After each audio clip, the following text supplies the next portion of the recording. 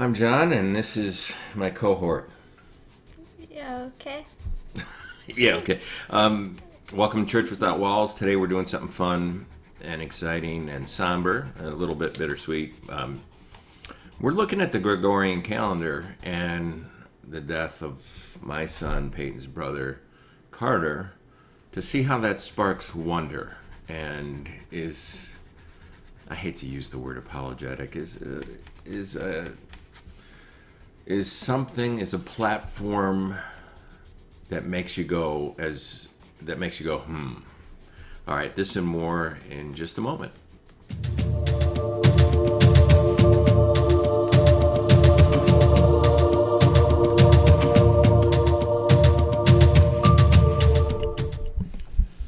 Arsenio Hall was the name I was looking for. He used to do, when he had his talk show, he used to do segments called Things That Make You Go hmm. And he'd talk about, kind of cultural things that seemed a little bit disjointed or out of place, or there was some kind of subtle mystery behind them. Something, if you went deeper into the pool, that might be relevant. So things that make you go, hmm. And today that's going to be the Gregorian calendar. And we're remembering our son Carter, our brother Carter, tonight at the rooftop, from the rooftop with some of his friends. And so it's been on our mind a lot. And I said to Wendy and Peyton the other day when we were doing pool therapy, hanging out in the pool and talking about our day at the end of the day, I said, this is something that should make us all, not just the atheist or even the theist, but the agnostic, everyone go, and that is the modern calendar, what we call the Gregorian calendar, that kind of begins with what they thought was the birth of Christ. So the year zero, they were off probably as far as, Poe's feeding the Beatles behind me. They're not really the Beatles because one of their names changed to they're John, Paul, George, and now Gringo, because my wife had a Freudian slip after we watched the Diego cartoon. So we've got John, Paul, George, and Gringo there, and Peyton just fed them. Good, because we forgot. Where was I going? What was I talking about?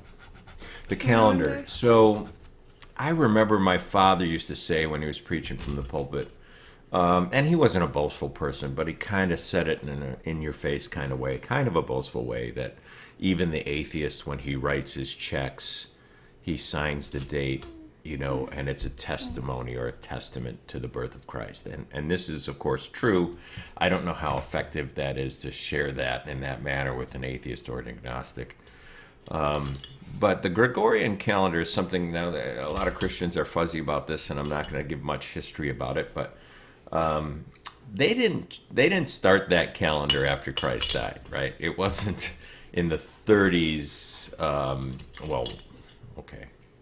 How ironic that I'm using the Gregorian calendar to talk about it. It wasn't right after Christ's death that the Gregorian calendar displaced the Julian calendar. Actually, it wasn't until about the 16th century, right, where Pope Gregory made some alterations. And if people think this was all about religion, they're wrong. It wasn't. It was actually making a better calendar. It was to deal with leap years and the math and the astronomy that was slightly off with the Julian calendar. And so it is a better calendar, not just because we use the term BC, before Christ, or AD, in the year of our Lord, Anno Domini. And I know historians now are trying to change it to BCE, meaning before the Common Era, and CE, the Common Era. And I'm not insulted by that, but I do think that the Gregorian calendar, based on the birth of Jesus, is something that makes you go, And now, that calendar is still riddled with its past. In other words, there's still Roman gods. There's still Roman political figures. I mean, you still have Janus, January. You still have Julius and Augustus and Septus, and let's not leave out those rock and roll heroes for Rocktober. That was a joke, a dad joke. All right. So there's still that. There's still Thor's Day in the days of the week, and so we're riddled with all that. So I know the agnostic or the atheist could say it's not really a Jesus calendar because we still have all these allusions to, other gods and even, I almost said pharaohs, even Caesars and so forth. So yeah, there's all that in there.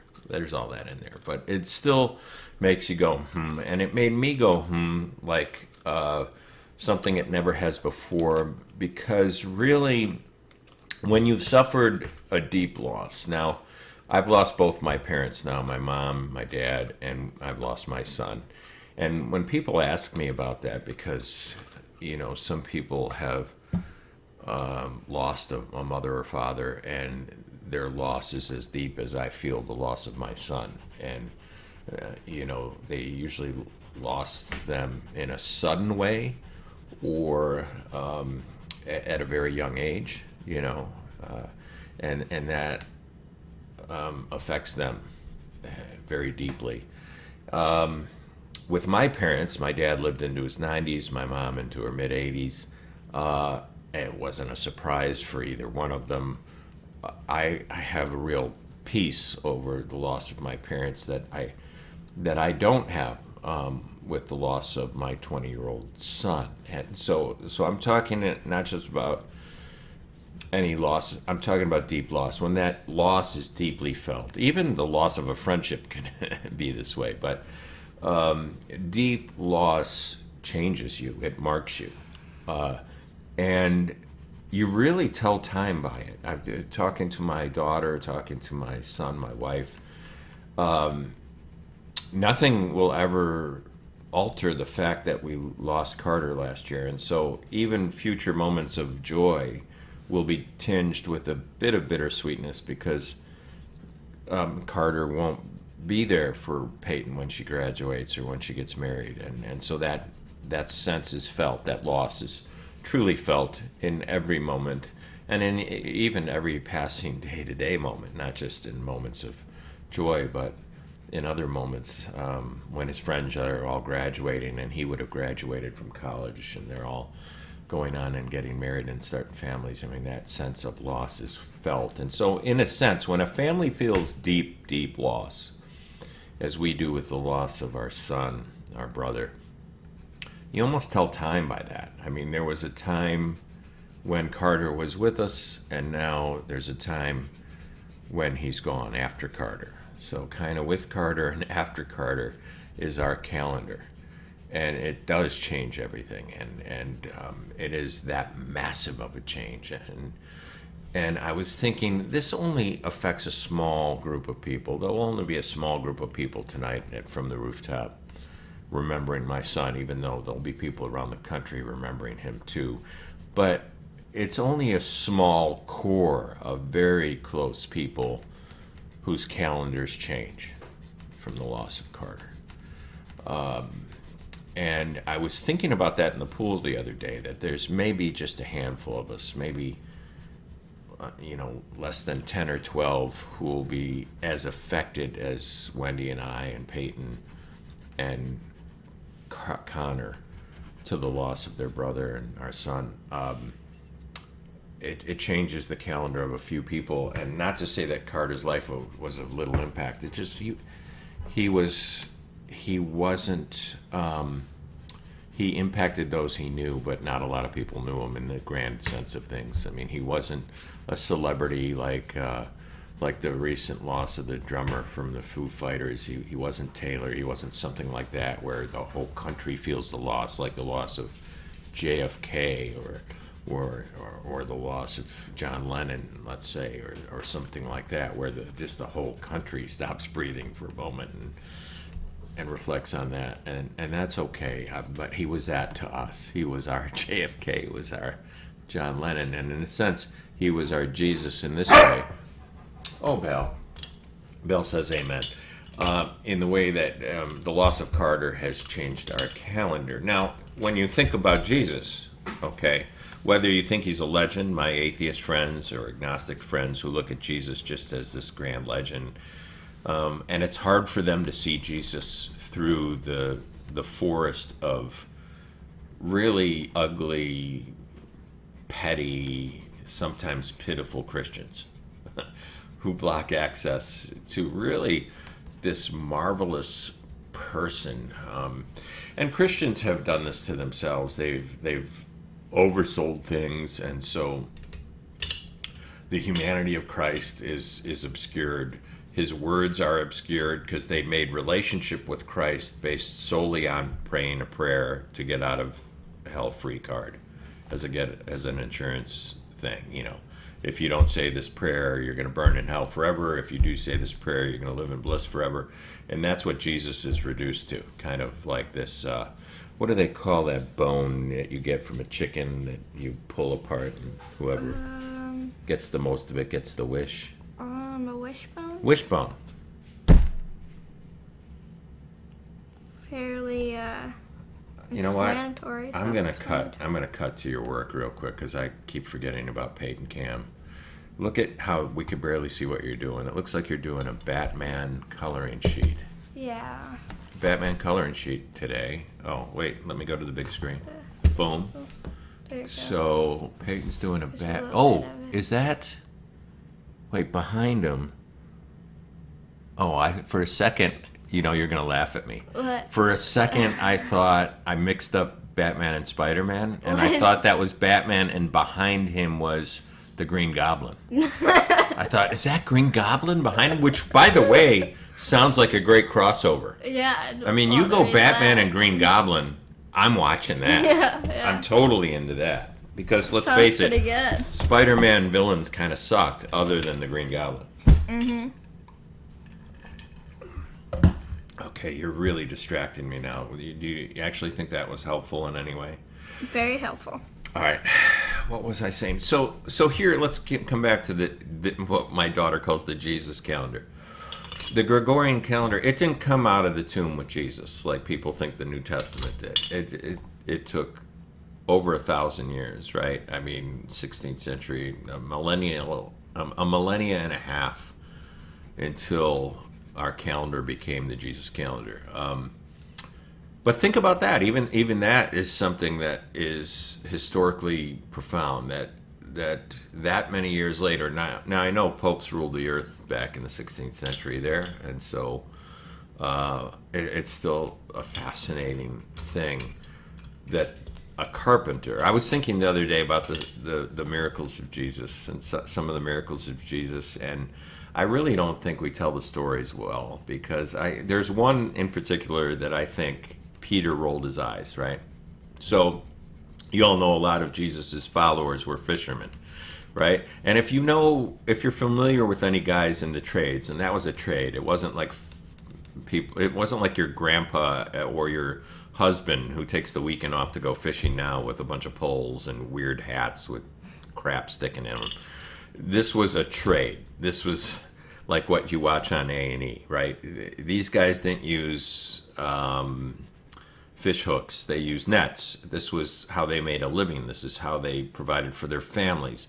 These were tough, rugged men, and they spent their lives, from the time they were young, growing up in this industry, passing it on to their children, and knowing all the tricks, knowing the best spots on the Sea of Galilee to go, knowing what time of day to go, and all this. And I'm thinking about the time when they couldn't catch anything, and Jesus wanders up, and he tells them to throw their nets on the other side of the boat. And I'm just thinking, if that was told the way it should be told, that's like when you're a carpenter, right? And you're on a job site and an electrician tells you how to frame something. Now, if you're in the trades, that's an eye-rolling moment. That's almost a moment where you just want to sock somebody in the mouth. It's like, dude, stay in your lane, okay? I've been there, done that. I've been doing this for 20 years. I've been doing this before you were an itch in your... Oh, never mind. But it's kind of that. It's like, don't tell me how to do my job. I know how to do my job, Sparky. right? I mean, that's the exchange, right? And I could just hear Peter thinking in his head, stay in your lane, carpenter, right? Stay in your lane, carpenter. What do you know? What does a carpenter know about fishing when he says cast the net on the other side? And of course, we all know what happens at the end of that. But I guarantee you, there were at least three fishermen on that boat who rolled their eyes, thinking, dude, please. We respect you and you're amazing. We've never heard anyone speak like you do, but I think fishing is our wheelhouse. And of course, you know how that ended up. I think the miracles with the fish, too, I think were a way that Jesus was kind of reminding these guys that he's more than a carpenter, right? The fish that comes with the coin to pay taxes, again, with Jesus, involving Jesus and a fisherman. So how did I get on that? But here's something that should make you go, that we do tell time by this person known as Jesus. In a way, I know it's not perfect. I know it's not concrete. I know there was politics and how we got there. But still, it was a carpenter, right? I mean, even the most ardent atheistic critic of Jesus Christ admits that he did exist, that he was killed on order of Pontius Pilate, that he was crucified. That they admit, minimal facts. They'll at least admit that. It's kind of suggested that they understand that he was not a made man, right? He didn't have any credentials. He was uncredentialed. At best, he was, an itinerant rabbi. At worst, he was the bastard son of a Roman soldier and a Jewish maid, and he probably followed his cuckold father into the trades, whether that was stonemasonry or working with wood, most likely both. And here we are a couple millennia later, and it still matters, right? His name is still connected to a calendar that we still use. But the whole world is affected by that, not just 12 close family members that will never see time the same after our brief moment with the I don't want to call Carter a falling star, but he was a comet. Hopefully he'll come around again, or we'll come around to him. I'm hopeful of that, but it was brief. We had him for a brief time, and it was such a massive impact on us that we don't go into tomorrow. We don't wake up in the morning without thinking about Carter. And as time goes by, more and more of those thoughts are going to have us laughing, right? We laugh about things Carter would do all the time, don't we, Poe? Mm-hmm. On the anniversary of his parting, we got, what did we get? Was it Culver's? Yeah. One of Carter's favorite meals with the cheese curds and all that. We remembered Carter that way. Poe watched a couple of his favorite shows that day. Later today, Peyton is going to play Mr. Brainwash in an elevator in Central Phoenix and plant some stickers. Off the record, she's not supposed to, but she's going to plant some stickers in an elevator to remember Carter by. So I just wanted to bring this up to you today. It's not a big show, not deep. We're not opening the Bible. You know that this show is meant for not just people who are admirers of Christ already, but people who've walked away from the faith, people who've never been in the faith and are just curious about this thing, or this person, I should say. I'm not really a defender of Christianity. There's not a lot to defend there. It's pretty opprobrious at times, but I am an admirer of Christ, and I think the more we focus on Christ and his words and what we know about him, or what's been said about him, and we allow that to bounce around in our heads, that the less that looks like modern Christianity, and maybe we can leave the dirty bathwater where it belongs, and just celebrate the person, or at least the legend. If that's where you are right now, if you only see Jesus as a legend, allow me to be that guy with the busket next to your car at the intersection, and I'm spraying your windshield right now. You might not like it. I'm not asking for any money, but I'm wiping your windshield, and it's going to be better than it was when you pulled up to the stop sign. So there, I'm the guy with the busket. You like that, Poe? So that's what this show is. It's just a guy with a busket trying to clean your windshield a little bit of the stain and the dead bugs that the church has made of it, to obscure your vision of a guy I think deserves our time to recognize. Jesus Christ, the revolutionary figure who brought hope to billions just with his words, who really cared about the least of these, who spoke out about the outcasts in his day, who didn't just speak out about it, he became one. And I think we need to recognize this. And what would that mean for us today? If Christ was here today, I heard somebody ask this the other day, how do you think he'd be received? I think that's an important question, but what do you think he'd be doing? Who do you think he'd be defending? Who are the outcasts in our culture that he'd be plugging into the Good Samaritan story?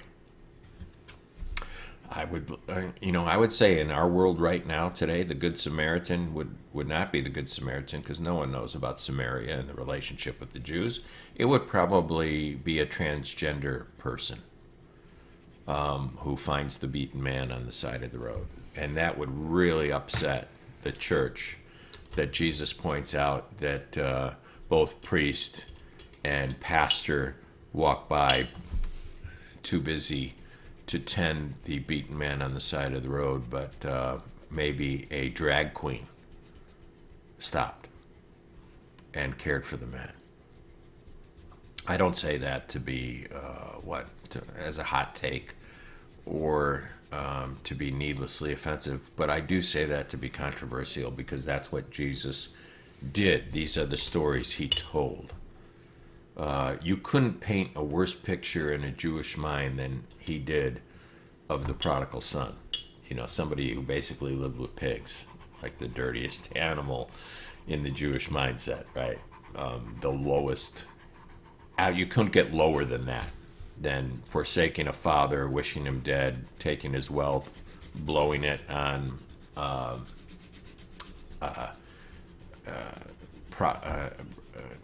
sinful living, living with pigs for a time, and then crawling home to your... You couldn't paint a lower picture than that, and yet Christ says the Father falls on his neck and celebrates his homecoming. Oh, I don't know, like the steward of Gondor would celebrate Boromir.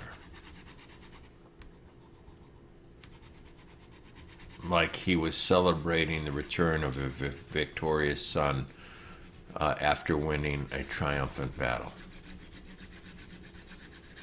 Has Christ changed our hearts so that that is our mindset? And do we realize that sometimes the least of these isn't the person over there, but it's the person staring back at us in the mirror?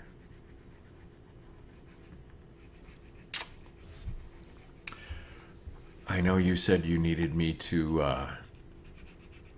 not do a short one today, but I think I've said everything I want to say, mostly. I'm almost done. I just have to finish this part. So Okay, a few more minutes. just say a few more So, things. here's what we're going to do. So, this is a great cup that Nikki made me. It's got my favorite picture of my children on it, and there's Carter and Peyton. I almost spilled on my keyboard, Poe. And my son Connor.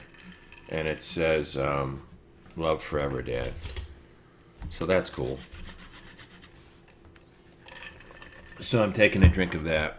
I will show you. I can show my new tattoos, right? So yeah. I got a You new have to do that. tattoo on this arm. It says, "Lord, I I believe." don't think you ever showed him Jesus either. It's my favorite prayer, "Lord, I believe," from Mark 9. But and then on this arm it says, "Help my unbelief." So there you go. That's my prayer from Mark 9. That's my faith, and I'll explain this on TikTok at some time. And then this is my hope. They can't see my hope. They can't see Jesus. That's right. We'll show them that I another think time. you could use Paint Cam for that, Dad. Peyton Cam. Yeah. How about we go to this now and we wind it up? Yeah. Are you just about ready to just talk about gotta- your dealio? Yeah, just one more minute.